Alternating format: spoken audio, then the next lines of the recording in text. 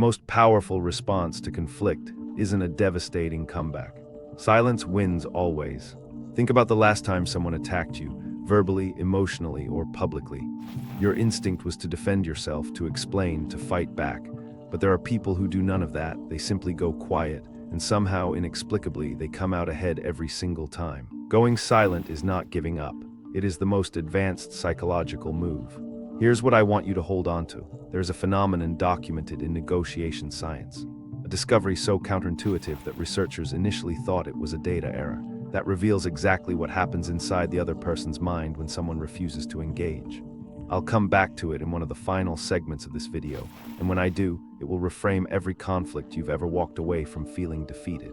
Today, we're exploring the psychology of people who go silent instead of fighting back, why they do it, what it actually costs them, and whether their silence is the highest form of wisdom or a wound they've learned to hide. Most people assume that silence in conflict means surrender, that going quiet means you've run out of things to say, that withdrawal equals weakness. Wrong. Psychologists distinguish between two fundamentally different kinds of silence. The first is reactive silence, the stunned, helpless kind that happens when you're overwhelmed and genuinely don't know how to respond. The second is something else entirely. It's called strategic disengagement, and it's not a retreat, it's a conscious choice. Strategic disengagement is what happens when someone decides, in real time, that the emotional cost of engaging is higher than the potential gain. They assess the situation, they recognize the trap, and they choose not to walk into it. They go still, not because they have nothing to say, but because they've calculated that saying nothing is the more powerful option. Carl Jung understood this. He wrote that the most emotionally mature individuals are those who can sit with discomfort without needing to immediately resolve it. The ability to tolerate unresolved conflict without collapsing into it is a sign of psychological integration, not weakness. The silent ones are not running away. They are standing completely still. And there's a profound difference between those two things. But where does this capacity come from? The answer is rooted somewhere most people never think to look. But this next part, this is the one that kept me thinking for days. People who go silent in conflict didn't choose this response at random. It was taught to them.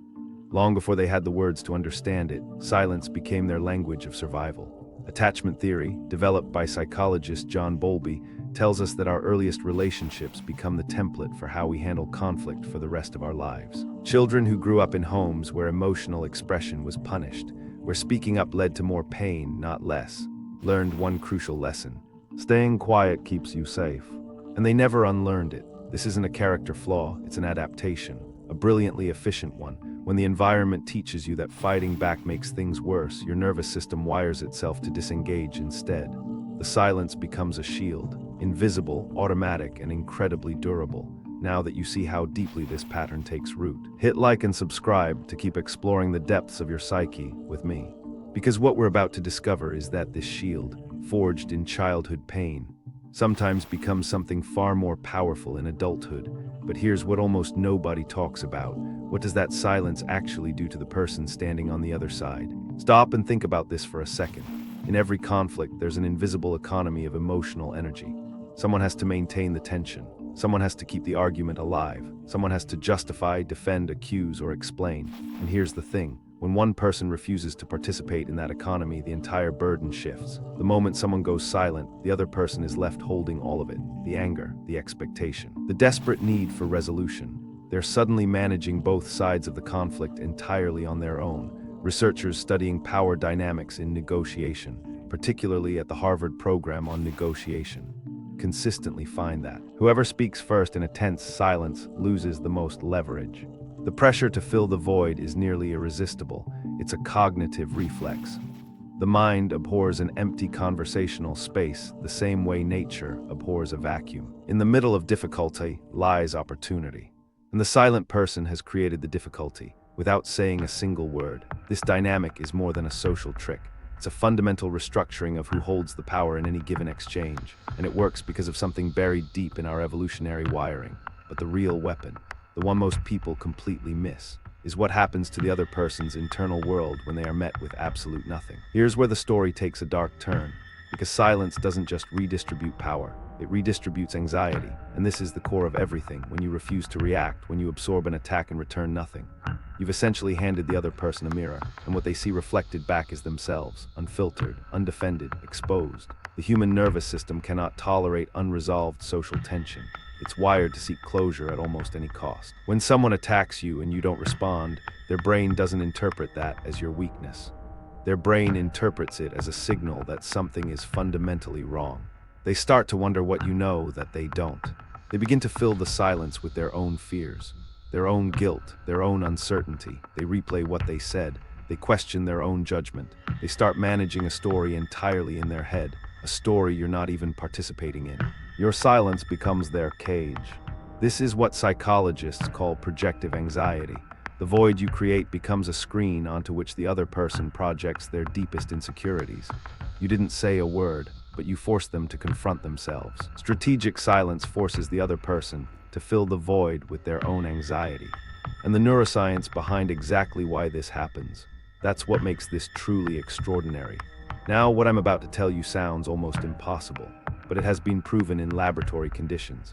When someone goes completely silent in response to social aggression, two distinct neurological processes happen simultaneously, one in the attacker and a completely different one in the silent person. In the attacker's brain, silence triggers the anterior cingulate cortex, the region responsible for detecting social errors. The brain fires an alarm. The expected response didn't come. And the longer the silence holds, the stronger and more insistent that alarm becomes. It is a neurological signal that refuses to stop firing until the void is filled. The human brain treats an unexpected silence like a social emergency. Meanwhile, in the brain of the person who has gone silent, something remarkable is quietly unfolding. The prefrontal cortex, the seat of rational thought and emotional regulation, is gaining dominance over the amygdala, which drives impulsive reactivity. Silence is literally a neurological self-regulation strategy. The longer it holds, the calmer they become. And the calmer they become, the more the other person begins to fall apart. The brain of the silent person is not dormant, it's working, processing, regulating, while the other person's brain spirals into threat detection. It's a neurological asymmetry that creates psychological dominance, and it points towards something even more disturbing, because this power can absolutely be weaponized. Now forget everything I just said about silence as a healthy response, and consider this instead. Not all silence is wisdom. Some silence is warfare.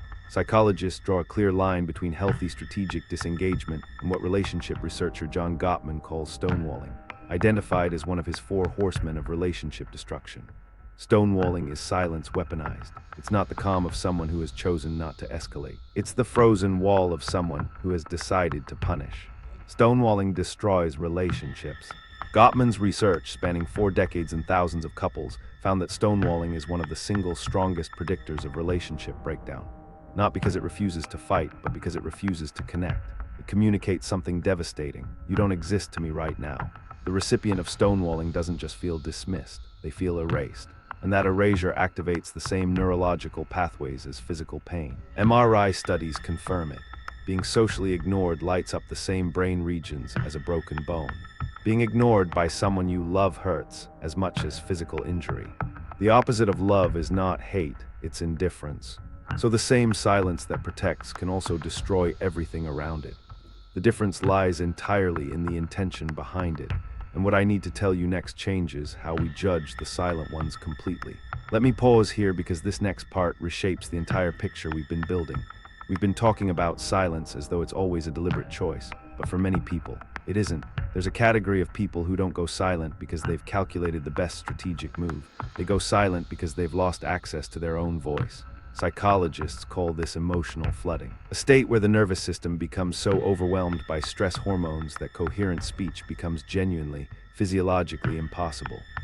Research by Gottman found that during emotional flooding, heart rates exceed 100 beats per minute, a state where the prefrontal cortex essentially goes offline. When flooded, the brain literally cannot form a coherent response.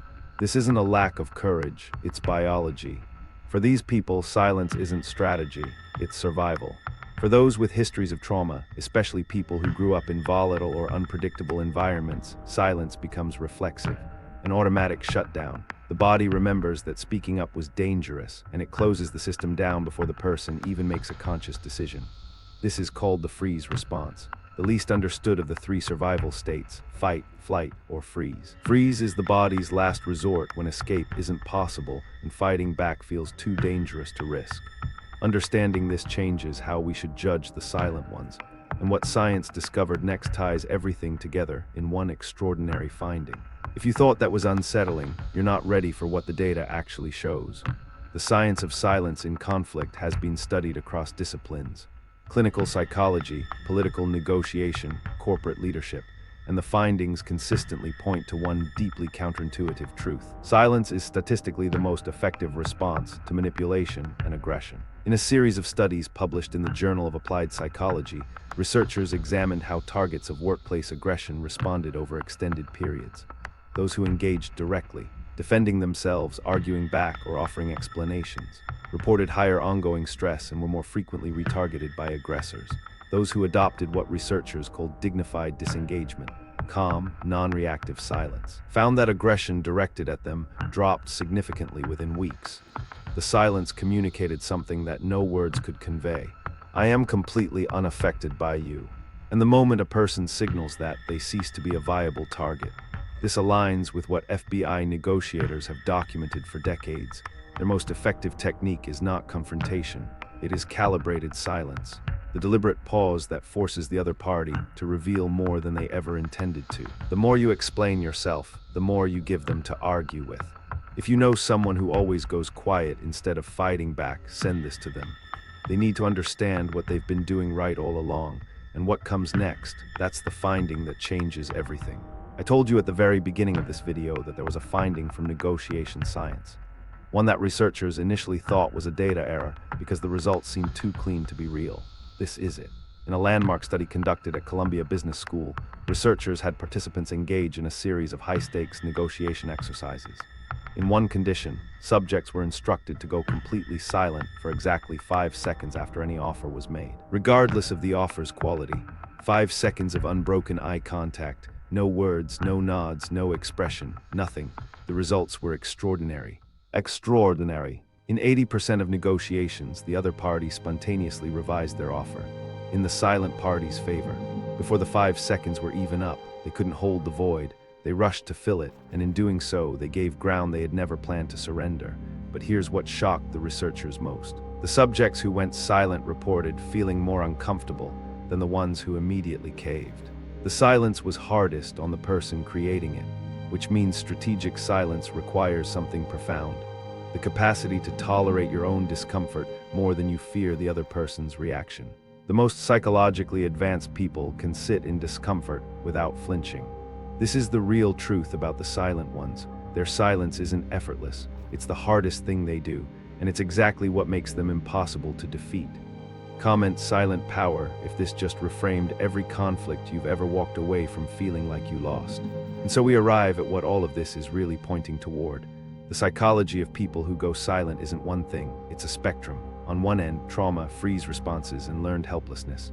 Silence as a wound that never fully closed. On the other, emotional regulation, strategic disengagement, and psychological mastery. Silence as a language only the deeply self-aware can speak fluently. Most people who go silent in conflict live somewhere between those two poles. Their silence contains both the wound and the wisdom at the same time. And the path toward integration, toward using silence consciously rather than automatically, begins with one honest question: which one is driving you right now? Not whether to fight or go quiet, but whether your silence is chosen, or whether it's happening to you. Whether you're quiet because you've decided to be, or because something in your past made that decision for you long ago. True psychological power is choosing your silence on purpose. Between stimulus and response, there is a space. In that space is our power to choose our response. The gap between the provocation and your reaction, that is where your character lies. The people who have mastered that gap have access to something most people never find, not because they feel nothing, but because they've learned to feel everything without letting it control them. The silent ones aren't broken. They are often the most whole people in the room. We started with a simple observation. Some people go silent instead of fighting back, and we traced that silence from its earliest roots. Through childhood attachment theory, the neuroscience of the anterior cingulate cortex, the Harvard negotiation studies, the biology of the freeze response, and finally that extraordinary Columbia finding. all the way to one of the most counterintuitive truths in human behavior. Silence isn't passive. Silence is power.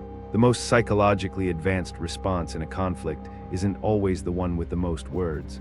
Sometimes it's the pause, the stillness, the refusal to enter a trap that was built specifically to destroy you. You do not owe anyone your reaction. Next time someone tries to provoke you, remember this: the void you create becomes their problem to fill, their anxiety to manage, their fears to confront, their story to unravel. Without you, not yours. If you made it this far, prove it.